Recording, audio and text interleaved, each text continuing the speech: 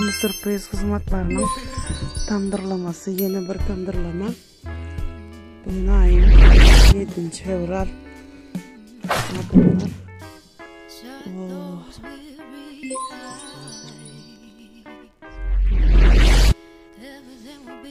Canım var ya.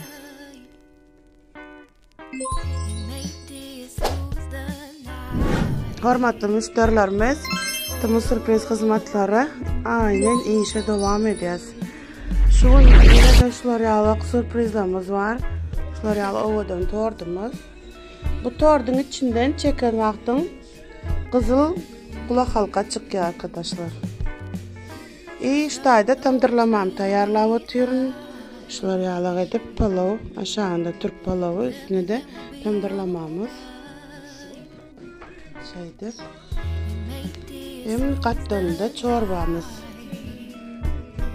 Mehvan arkadaşlar, tandırlamanın yanından salatını şuraya edip tayarladım. İşleriniz açık olsun. Şimdiden zakaz edeceklere. Gördüğümüzden tandırlamamızın tayar.